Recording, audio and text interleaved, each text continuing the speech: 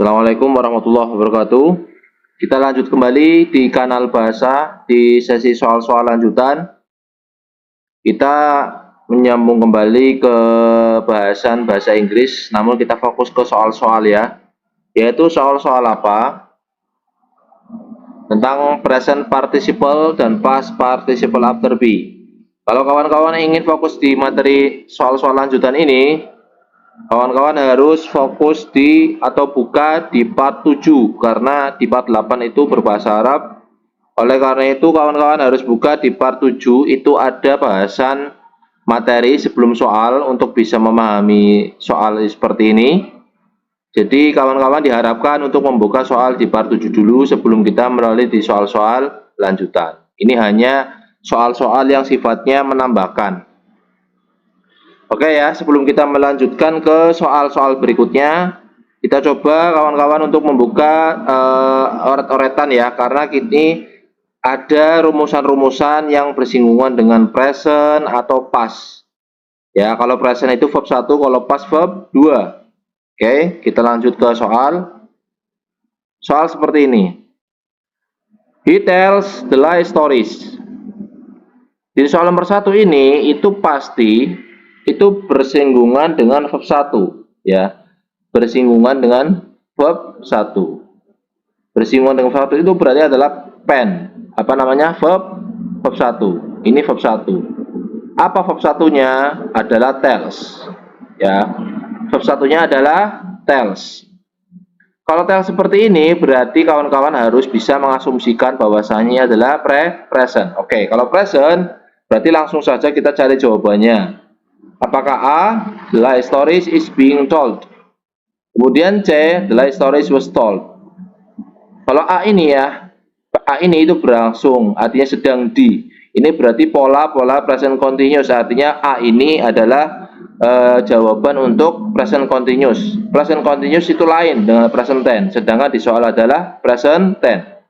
Kalau B, itu the lie stories has been. Nah, ini adalah pola present perfect ya. Sedangkan di soal pola present tense. Kalau C, the lie stories was told. Nah, C itu tidak bisa karena adalah pola past tense yang dipasifkan. Tidak bisa ya, tidak masuk, berarti adalah D. Nah, karena adalah is. Kita fokusnya di ininya, is-nya. Kalau is seperti itu berarti apa? Itu pola present. Kenapa? Karena verb 1 dalam pola pasif itu adalah yang dilihat is-nya dulu, baru verb 3. Ingat ya, pola pasif. Jadi jawabannya adalah D. Lanjut ke nomor 2. Nomor 2 itu kita harus tahu dulu. My mother drove the car in the morning. Ibu saya nyetir, drove the car in the morning. Drove ini adalah verb 2. Verb 1-nya adalah drive ya. Drive. Verb 1-nya adalah drive. Verb 1-nya itu drive. Verb 2-nya itu adalah drove. Nah, drove itu adalah verb 2. Verb 2. Berarti kita harus cari yang past tense.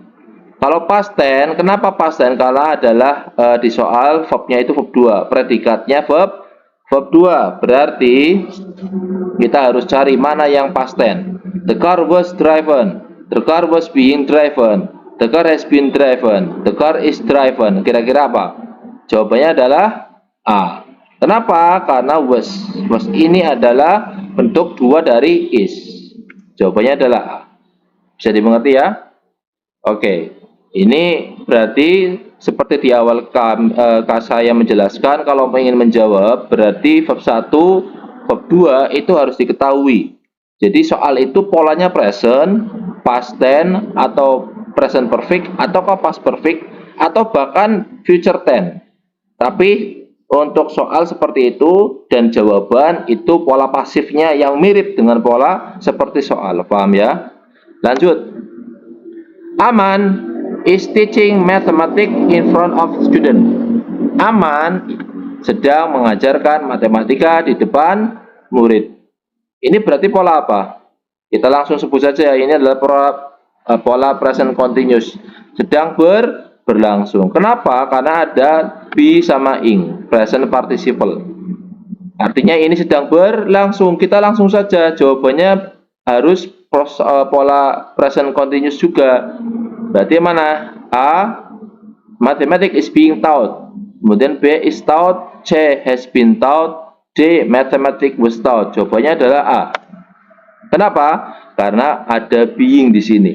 Berarti yang fokusnya adalah being ini sendiri. Ya, karena polanya sama. Ini pola rumusan present continuous aktif. Kalau ini pola present continuous pasif. Aman sedang mengajar matematik. Jawabannya matematik sedang diajar oleh Amal. Oke, nomor 4. Nomor 4, ini soal tanya. Ini harus hati-hati ya soal tanya. Do they kick your legs? Apakah mereka menendang kakimu? Berarti kira-kira apa? Ini kalau pola seperti ini, berarti objeknya harus dikedepankan. Berarti yang dikedepankan adalah kaki. Kira-kira mana? Apakah are? Apakah were? Apakah has? Apakah will? Kita harus lihat dulu. Ini do. Do ini adalah pola present. Ya, pola present tense. Bukan present continuous, ini pola present. Berarti kita harus cari adalah yang cocok adalah are. Kalau has ini present perfect. Ya, kalau has itu present perfect adalah jawabannya A. Apakah kakimu ditendang olehnya? Nah, ditendang olehnya berarti dibalik kalau di soal apakah mereka menendang kakimu, sedangkan dalam jawaban pasif itu berarti legs-nya harus dikedepankan. Ya, harus dikedepankan. Karena pola pasif objeknya harus dikedepankan. Berarti jawabannya adalah A. Lanjut. We ate something in front of your child. Kita makan sesuatu di depan anakmu. Berarti ini pola apa? Present continuous atau present perfect atau past perfect. Nah, kita fokusnya kemana? Fokusnya di predikatnya.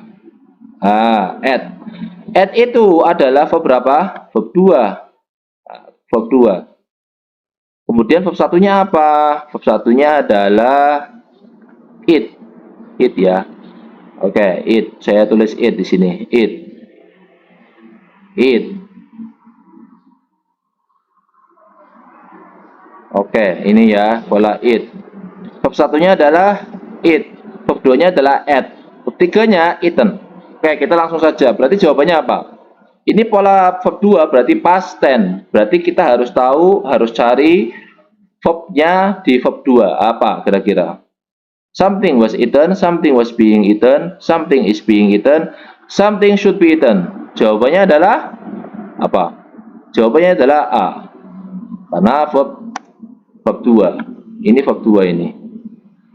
Kenapa kok bukan B? Ini B ada being. Artinya past continuous. Sesuatu yang sudah berlalu tetapi diulang sedang dilakukan. Berarti bukan jawabannya B, jawabannya adalah A. Karena sesuai soalnya sederhana ini ya, we ate something.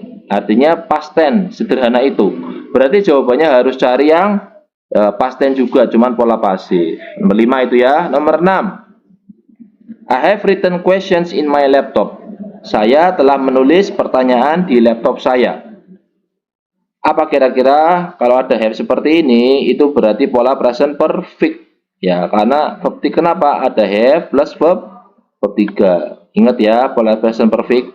Kalau kawan-kawan ingin mempelajari tenses, itu harus persiapan dulu ya. Karena saya belum menjelaskan di pola present perfect. Cuman kawan-kawan harus inisiatif dulu. Apa itu pola present perfect? Berarti subjeknya apa? Subjeknya adalah I. Kemudian kita plus have plus verb 3. Kemudian bisa ditambahkan objek. Ini objek posisinya. Kenapa? Karena questions, kata benda. Berarti kalau present perfect seperti ini, kita harus cari present perfect yang pasif. Yang pasifnya yang mana? Berarti question dikedepankan dulu, objeknya ditaruh di depan. Kemudian setelah itu have-nya taruh di sini karena pola pasif. Kalau present perfect, pola pasifnya adalah ada ketambahan been ini. Ketambahan been. Baru ketambahan verb 3. Ya, verb 3. Berarti questions have been untuk dijadikan pola terjemahan di. Ya, telah di. Kalau have artinya telah, kalau be itu bisa diterjemahkan di. Ya, di. Pertanyaan-pertanyaan itu telah ditulis olehku. Kenapa ku? Karena polanya dibalik. Seperti ini. I-nya taruh di depan, di belakang ya. Oke, jawabannya adalah A. Lanjut, nomor 7. Suti Haliana visited trade office yesterday. Berarti jawabannya terbalik ya. Kira-kira apa? Ini pola apa? Visited. Visited itu adalah verb 2. Visited itu verb 2. Berarti polanya apa? Past tense. Cari yang past tense. Berarti kalau past tense, pola pasif itu yang diakui tidak cuma verbnya tetapi to be-nya. Berarti apa? Jawabannya adalah A. Nah, oke. Lanjut. Nomor 8. I will visit Surabaya next month. Berarti apa? Ini pola future. Nah, ini ketemu nih pola future. Future itu adalah pola yang menunjukkan kegiatan yang akan datang. Artinya belum terjadi. Will ini berarti kalau ada will itu pasti ditambah verb 1. Ditambah verb 1. Verb 1-nya apa? Visit. Artinya mengunjungi. Saya akan mengunjungi. Oke, kita langsung jawab saja. Jawabannya adalah will be. Nah, tadi kan kalau present perfect ketambahan been, kalau future itu untuk menunjukkan arti di ditambahi be ini. Be. Kalau was tidak bisa, ini pola past tense. Ini pola present continuous. Ini adalah pola future perfect, future tense, pola lampau, would be, visit. Yang pasti adalah jawabannya A karena will. Hanya saja pola pasif ditambahi be. Jawabannya adalah A. Nomor 9, Sultan Fatah conquered Majapahit in 1400